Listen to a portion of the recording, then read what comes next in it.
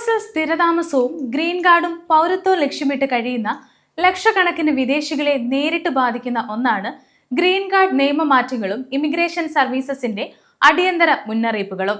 കഴിഞ്ഞ ദിവസം US visa bulletin പുറത്തു വന്നിരുന്നു. തൊഴിലധിഷ്ഠിത ഗ്രീൻ കാർഡിനായി കാത്തിരിക്കുന്നവർക്ക് തിരിച്ചടിയാണ് ഇതിലുള്ളത്. ഈ സാഹചര്യത്തിൽ ഗ്രീൻ കാർഡിനായി അപേക്ഷിക്കാൻ കാത്തിരിക്കുന്നവർ 2026 ഗ്രീൻ കാർഡ് അപേക്ഷകളിലെ നിയമങ്ങൾ കൃത്യമായി അറിഞ്ഞിരിക്കണം. ഇന്നത്തെ വീഡിയോയിലൂടെ നമ്മൾ നോക്കുന്നത് അമേരിക്കയിലെ ഭരണകൂടവും ഹോംലാൻഡ് സെക്യൂരിറ്റിയും ഇമിഗ്രേഷൻ ചട്ടങ്ങളിൽ വരുത്തിയിരിക്കുന്ന സമഗ്രമായ പരിഷ്കാരങ്ങൾ, നാച്ചുറലൈസേഷൻ പ്രക്രിയയിലെ മാറ്റങ്ങൾ, ഗുഡ് മോറൽ ക്യാരക്ടർ അഥവാ വ്യക്തിഗത സ്വഭാവ വിലയിരുത്തലിലെ പുതിയ മാനദണ്ഡങ്ങൾ, കൂടാതെ EB1, EB2, EB3 green card അപേക്ഷകരെ കാത്തിരിക്കുന്ന അടിയന്തര വെല്ലുവിളികൾ എന്നിവയാണ്. ഇതിനെക്കുറിച്ച് ഓരോ അമേരിക്കൻ മലയാളിയും വ്യക്തമായി മനസ്സിലാക്കേണ്ടതുണ്ട്. നമുക്ക് ഓരോന്നും വിശദമായി തന്നെ നോക്കാം. ആദ്യമായി നാം പരിശോധിക്കുന്നത് US പൗരത്വത്തിനായുള്ള N400 അപേക്ഷകളിലെയും നാച്ചുറലൈസേഷൻ ടെസ്റ്റിലും വരുത്തിയിരിക്കുന്ന പ്രധാന മാറ്റങ്ങളെ കുറിച്ചാണ്. മുൻവർഷങ്ങളെ അപേക്ഷിച്ച് സിവിക്സ് പരീക്ഷ അഥവാ പൗരത്വ ബോധവൽക്കരണ പരീക്ഷയുടെ ഘടനയിൽ വലിയ മാറ്റങ്ങളാണ് നടപ്പിലാക്കിയിരിക്കുന്നത്. പരീക്ഷയ്ക്കായി തയ്യാറാകേണ്ട ചോദ്യങ്ങളുടെ എണ്ണം 100-ൽ നിന്നും 128 ഉയർത്തിയിട്ടുണ്ട്. ഇന്റർവ്യൂ വേളയിൽ ചോദിക്കുന്ന 20 ചോദ്യങ്ങളിൽ കുറഞ്ഞത് 12 എണ്ണത്തിനെങ്കിലും ശരിയായ ഉത്തരം നൽകിയാൽ മാത്രമേ ഇനി മുതൽ പൗരത്വ പരീക്ഷ വിജയിക്കാൻ സാധിക്കുകയുള്ളൂ. മുൻപ് 10 ചോദ്യങ്ങളിൽ 6 എണ്ണം ശരിയാക്കിയാൽ മതിയെന്ന നിബന്ധനയായിരുന്നു നിലവിലുണ്ടായിരുന്നത്. അമേരിക്കൻ ഭരണഘടന, ചരിത്രം, ജുഡീഷ്യൽ സംവിധാനം, പൗരന്മാരുടെ മൗലിക കർത്തവ്യങ്ങൾ എന്നിവ അടിസ്ഥാനമാക്കിയുള്ള ഈ ചോദ്യങ്ങളിൽ ഉയർന്ന നിലവാരത്തിലുള്ള ഇംഗ്ലീഷ് ഭാഷാ വൈദഗ്ധ്യവും അറിവും ഓഫീസർമാർ നിരീക്ഷിക്കും. മുതിർന്ന പൗരന്മാർക്കും ദീർഘകാലമായി ഗ്രീൻ കാർഡിനായി തുടർന്നവർക്കുമുള്ള പ്രത്യേക ഇളവുകൾ നിലനിൽക്കുന്നുണ്ടെങ്കിലും പുതിയതായി അപേക്ഷിക്കുന്നവർ പരീക്ഷയ്ക്കായി മുൻകൂട്ടി തയ്യാറെടുപ്പുകൾ നടത്തേണ്ടത് അത്യാവശ്യമാണ്.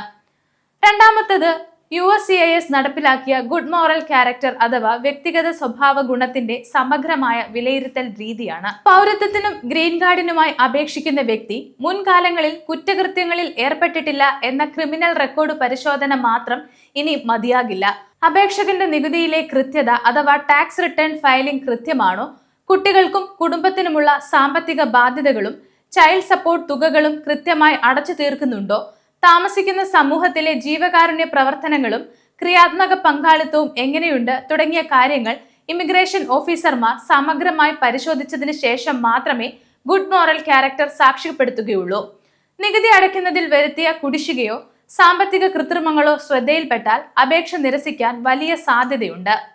മൂന്നാമത്തേതും ഏറ്റവും ഗൗരവമേറിയതുമായ വിഷയം എംപ്ലോയ്മെന്റ് ബേസ്ഡ് ഗ്രീൻ കാർഡ് അപേക്ഷകരെ ബാധിക്കുന്ന വിസ ബുള്ളറ്റിൻ അപ്ഡേറ്റുകളാണ്. സ്റ്റേറ്റ് ഡിപ്പാർട്ട്മെന്റ് പുറത്തുവിട്ട ഏറ്റവും പുതിയ വിവരങ്ങൾ പ്രകാരം ഇന്ത്യൻ പ്രൊഫഷണലുകൾ ഏറെ പ്രതീക്ഷ നൽകുന്ന EB1 കാറ്റഗറിയിൽ വിസ ലഭ്യത പൂർണ്ണമായി അവസാനിക്കുമെന്ന അടിയന്തര മുന്നറിയിപ്പ് നൽകിയിട്ടുണ്ട്.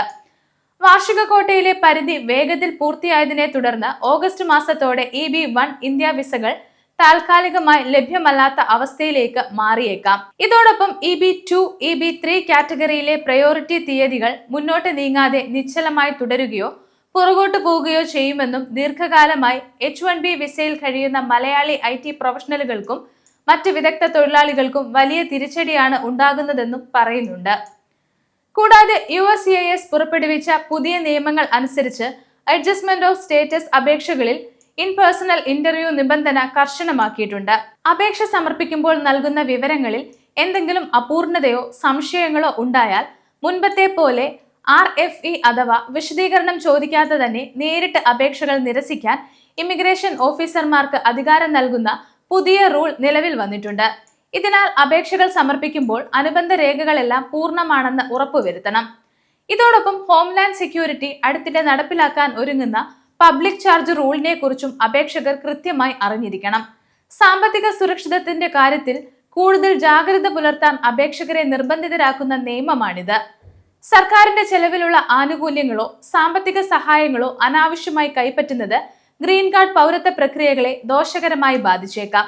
ഈ പുതിയ നിയമനിർമ്മാണങ്ങളുടെ പശ്ചാത്തലത്തിൽ പ്രവാസി മലയാളികൾ സ്വീകരിക്കേണ്ട പ്രധാന പ്രതിരോധ നടപടികളാണ് ഇനി നമ്മൾ പറയുന്നത്. ഒന്നാമതായി നിങ്ങളുടെ നികുതി റിട്ടേണുകൾ, ബാങ്ക് സ്റ്റേറ്റ്മെന്റുകൾ, തൊഴിൽ രേഖകൾ എന്നിവ കൃത്യമായി സൂക്ഷിക്കുകയും സാമ്പത്തിക ബാധ്യതകൾ പൂർണ്ണമായും തീർപ്പാക്കുകയും ചെയ്യുക. അടുത്തതായി N400 പൗരത്വ അപേക്ഷ സമർപ്പിച്ചിട്ടുള്ളവർ പുതിയ 128 ചോദ്യാവലികൾ അടങ്ങിയ പരിഷ്കരിച്ച മാറ്റം ഉപയോഗിച്ച് ഇന്റർവ്യൂവിനായി തയ്യാറെടുപ്പുകൾ ആരംഭിക്കുക എന്നതാണ്.